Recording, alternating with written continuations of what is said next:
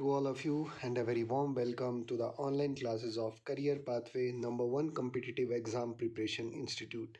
If you are an aspirant who is preparing for government exams like UPSC, HAS, Allied Services, Banking, SSC, and many other entrance exams like CAT, MAT, TGT, and PGT, then enroll for CPS Learning today and feel the real difference by yourself.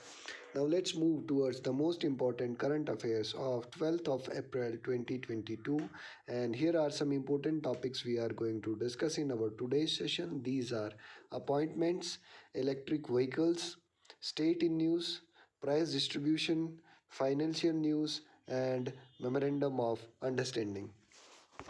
Let's move towards the question number first, which is on your screen now.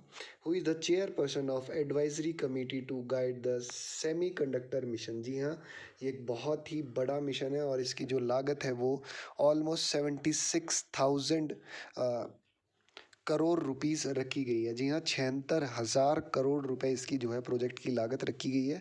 और आने वाले समय में ये जो chips हैं, integrated chips हैं, जिसे सेमीकंडक्टर मिशन के नाम से हम जान रहे हैं, ये बहुत ही एक लार्ज स्केल बिजनेस जो है डेवलप होने वाला है।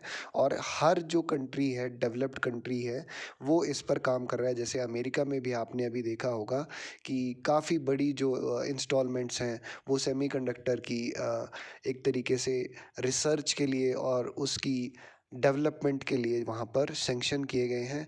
और ये बहुत ही जो है एक भारत के लिए भी निकल के आने वाली एक बहुत ही अलग चीज़, यदि हम इसमें कामयाब होते हैं और इस मिशन को किसी तरीके से सुचारू रूप से चालू कर पाते हैं, तो भारत को निश्चित ही इससे बहुत ज़्यादा फ़ायदा मिलने वाला है। एंड हमसे पूछा गया है इसका चेयरमैन किसे बनाया गया है, और इसका जो चेयरमैन बनाया गया है वो बनाया गया है मिनिस्ट्री ऑफ इलेक्ट्रॉनिक्स के जो करंट मिनिस्टर हैं, जिनका नाम है अश्विनी वैष्णव। जी हाँ, अश्विनी वैष्णव जी को जो है इसमें चेयरपर्सन बनाया गया। और इसके अलावा इस कमेटी में टोटल 17 मेंबर्स हैं। आइए उन मेंबर्स के बारे में जानते हैं। वी के सारस्वत, प्रिंसिपल साइंटिफिक एडवाइज़र, जो भारत के प्रिंसिपल साइंटिफिक एडवाइज़र हैं, अभी करंट में उनका नाम है वी के Saraswat. And secretaries from the ministry of external affair. इसके अलावा जो सेक्रेटरीज हैं अलग अलग मिनिस्ट्री से, जैसे external affair, department of expenditure, economic affair and promotion of industry and internal trade, will be members of the committee. ये सभी जो है इस कमेटी के मेंबर होने वाले हैं।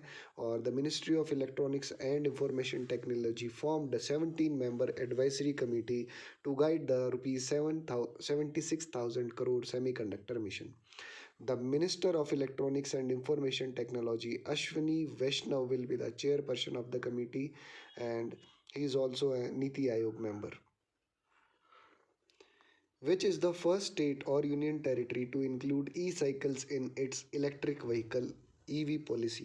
जी हाँ, कौन सा जो है स्टेट या यूनियन टेरिटरी पहला भारत का ऐसा राज्य बनने जा रहा है जो कि इलेक्ट्रिक साइकिल्स को भी अपनी इलेक्ट्रिक व्हीकल पॉलिसी में इंक्लूड करने जा रहा है? और ऐसा करने जा रहे हैं दिल्ली के चीफ मिनिस्टर अरविंद केजरीवाल जी। जी हाँ, the correct option of friends is option number B, New Delhi. The union territory of India and the national capital of India, New Delhi, is going to include electric cycles in its electric vehicle policy. The Delhi government included electric vehicle cycle under the electric vehicle policy and announced that it will offer a subsidy of 5,500 each to be the first 10,000 buyers. जी हाँ, जो पहले 10,000 buyers होंगे यहाँ पे एक subsidy रखी जाएगी। यानी जब आप एक इलेक्ट्रिक साइकिल को बाय करते हैं तो उस पर इन्होंने एक 5,500 रुपये की सब्सिडी रखी है पहले 10,000 बायर्स के लिए। This will include both passenger and cargo E cycles with a speed of less than 25 kilometres. यहाँ पर जो साइकिल यूज़ की जाएगी उसकी अधिकतम स्पीड 25 किलोमीटर प्रति घंटा होगी। The first 10,000 buyer will get 25% of the purchase incentive on buying the electrical। और पहले जो 10,000 हैं उन लोगों को 25% जो है इसमें इंसेंटिव के रूप में सब्सिडी मिलेगी। बढ़ते हैं अगले क्वेश्चन की तरफ। एक्सो प्लैनेट K2 2016 BLG 005 LB, ये जो है प्लैनेट का एक तरीके से एक्सो प्लैनेट है जिसको ये नाम दिया गया है, which has been recently found, अभी रिसेंटली जो है नासा ने इसे ढूंढा है, is a near identical twin of which planet, ये बिल्कुल किस प्लैनेट की तरह दिखता है या इसकी जो कंडीशंस हैं वो किस प्लैनेट से मैच करती हैं, ये क्वेश्चन में पूछा गया है। जी हाँ, अभी रिसेंट में ही नासा ने अपने केपलर टेलीस्कोप से इस प्लैनेट को डिस्कवर किया, और एक्सो जो प्लैनेट यहाँ पे टर्म यूज़ की है, जब सबसे पहले एक्सो प्लैनेट वो हम यूज़ करते हैं हमारे सौर मंडल से बाहर के प्लैनेट्स, यानी जो लाइट ईयर दूर से हमसे बहुत करोड़ों साल दूर हैं, उनको हम एक्सो प्लैनेट्स यहाँ पर नाम देते हैं। और हमने जो है जुपिटर के जैसा ही बिल्कुल एक प्लैनेट ढूंढ लिया है, और इस प्लैनेट की जो दूरी है वो ठीक उतनी ही है जितनी जुपिटर से सन के बीच में है, यानी वहाँ पर भी एक स्टार होगा सन के जैसा ही, तो उन दोनों के बीच की दूरी भी एग्जैक्टली उतनी ही है जितनी कि सन और जुपिटर के बीच में है। आइए जानते हैं इस प्लैनेट के बारे में।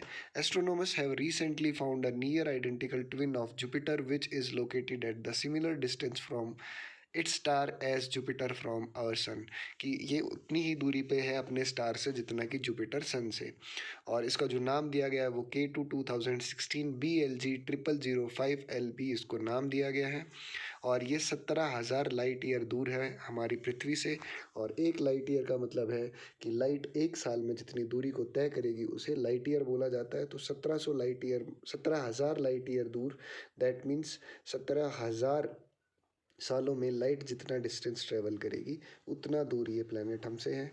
और ये जो है एस्ट्रोफिजिसिस्ट ने जो है नासा के जो एस्ट्रोफिजिसिस्ट हैं उन्होंने अपने केपलर टेलीस्कोप से इसको डिस्कवर किया, and scientific used Albert Einstein's theory of relativity and method known as gravitational micro lensing to spot this object. As per the recent study of CEEW, which state had been highest number of forest fire incidents in the last 2 decades? जी हाँ, किस भारतीय राज्य में जो है जंगलों में सबसे ज़्यादा आग लगने की घटना को देखा गया, ये हमसे क्वेश्चन में पूछा गया है, और ये रिपोर्ट जो है वो CEEW के द्वारा रिलीज़ की गई है। और CEEW की जो फुल फॉर्म है वो है council of energy, environment and water. जी हाँ, council of energy, environment and water, इनके द्वारा जो रिपोर्ट रिलीज़ की गई है उसमें बताया गया कि सबसे ज़्यादा जो आगजनी की जो घटनाएं थी जंगलों में वो मिज़ोरम में रिकॉर्ड की गई, मिज़ोरम में देखी गई। According to a study released by the council of energy, environment and water, the frequency and intensity of forest fires have increased in the past 2 decades. The study managing forest fires in a changing climate found that there has been a tenfold increase in forest fires in the past 2 decades. More than 62% of Indian states are prone to high intensity forest fires. जी हाँ, इसमें जो data reveal किया गया उसमें बताया गया है कि 1/10 जो है इंक्रीज यहाँ पे देखने को मिला है, यानी पहले अगर 100 जगह आप जो है आग मिलती थी तो आज वो 10 बढ़कर 110 हो गई हैं, और जो इंटेंसिटी थी वो भी काफ़ी तेज़ जो है हो गई है पहले से, यानी जिस स्तर की आग लगती थी वो स्तर भी अभी बहुत बड़े स्तर पर आप जो है ये घटनाओं को देख पा रहे हैं। और मिज़ोरम जो है highest number of forest Fyers record कर चुका है पिछले 2 दशक में, और 95% से ज़्यादा डिस्ट्रिक्ट में जो है यहाँ पर ऐसी घटनाएं को देखा जा चुका है, और इन्हें जो है हॉटस्पॉट भी माना जाता है। What is the repo rate after the Monetary Policy Committee meeting held in April 2022? चलिए, तो सबसे पहले और इसके बारे में डिस्कस करते हैं रेपो रेट होता क्या है। तो बेसिकली रेपो रेट मतलब जिस रेट ऑफ इंटरेस्ट पर एक बैंक आरबीआई से उधार पैसा लेता है, लोन पे पैसा लेता है, उसे रेपो रेट बोला जाता है। और इसी का ठीक उल्टा, यानी जब कोई बैंक अपना पैसा आरबीआई को लोन पर देता है तो उसे रिवर्स रेपो रेट बोला जाता है। और हर 4 महीने के बाद आरबीआई एक मीटिंग बुलाता है जिसमें एक वोटिंग की प्रक्रिया से ये जो रेपो रेट और रिवर्स रेपो रेट है इसको डिसाइड किया जाता है। और अभी ये 2022 में अप्रैल जो सेशन शुरू होता है वो पहला हम इसको क्वार्टर बोलते हैं और इस पहले क्वार्टर में मीटिंग हुई जो आरबीआई की, उसमें डिसाइड किया गया कि रेपो रेट को चेंज नहीं किया जाएगा और सेम रखा जाएगा जो लास्ट क्वार्टर में थी। और लास्ट क्वार्टर जो रेपो रेट थी वो थी 4%। जी हाँ, आरबीआई ने रेपो रेट को मेंटेन किया है 11th कंजिक्यूटिव टाइम, 11वीं बार लगातार इन्होंने इसमें कोई बदलाव ना करते हुए इसको दोबारा से 4% ही रखा है। The Reserve Bank of India Monetary Policy Committee kept the repo rate unchanged at 4% for the 11th consecutive time। 11वीं लगातार बार इसे 4% पर फिक्स रखा। आरबीआई के जो करंट गवर्नर उनका नाम है शक्तिकांता दास, जिन्होंने ये अनाउंस किया है कि एमपीसी हैड वोटेड, जो कमेटी है उसने जो है वोट किया है कि इसे जो है मेंटेन किया जाए और इसमें कोई बदलाव की ज़रूरत नहीं है। और इसी के साथ जो रिवर्स रेपो रेट है उसमें भी कोई बदलाव नहीं देखा गया और उसे भी 3.35% की दर से ही सेम रखा गया। इसी के साथ marginal standing facility MSF rate और बैंक रेट भी सेम रखे गए, अनचेंज रखे गए 4.25%। बढ़ते हैं अगले क्वेश्चन की तरफ। How many medal have been won by India at the 2022 Thailand open international boxing tournament. 2022 Thailand open international boxing tournament में भारत ने कितने मेडल जीते, ये हमसे क्वेश्चन में पूछा गया है। और जानकारी के लिए मैं आपको बता दूं कि इस टीम में टोटल हमारी तरफ से 15 मेंबर्स ने पार्टिसिपेट किया था और एक बहुत ही अच्छा प्रदर्शन करते हुए भारत ने यहाँ पर 10 मेडल हासिल किए। और आइए जानते हैं इस टूर्नामेंट के बारे में। The 15 member Indian boxing contingent ended their campaign at the Thailand Open International Boxing Tournament 2022 in Phuket। जी हाँ, फुकेत जो है ये यहीं पर इसी सिटी में जो है इन इंटरनेशनल टूर्नामेंट को ऑर्गेनाइज करवाया गया था और ये थाईलैंड में ही है। एंड भारत ने यहाँ पर 10 मेडल जीते, जिसमें 3 गोल्ड थे, 4 सिल्वर थे और 3 ब्रोंज मेडल थे। बढ़ते हैं अगले क्वेश्चन की तरफ। For which of the following work the veteran Bengali author Amar Mitra has won O Henry prize 2022। तो पूछा गया है कि इन्हें जो अमर मित्रा हैं, इन्होंने एक अवार्ड हासिल किया अभी 2022 में, ओ हेनरी प्राइज़ जिसको हम बोल रहे हैं। और ये इनकी किस किताब के लिए या किस कहानी के लिए इनको दिया गया है, ये हमसे क्वेश्चन में पूछा गया है। और the correct option friends is गांव बुरो, ऑप्शन नंबर बी गांव बुरो। जी हाँ, ये जो कहानी है इन्होंने 1970 यानी 1977 में लिखी थी और ये एक फेमस बंगाली ऑथर हैं जिनका नाम है अमर मित्रा। और 2022 में इन्हें ओ हेनरी प्राइज से नवाजा गया। और इनकी जो वजह थी इसके पीछे वो थी इनकी शॉर्ट स्टोरी जिसका नाम था गांव बुरो, जिसको इंग्लिश में ट्रांसलेट कर बोला गया the old man of Kusumpur.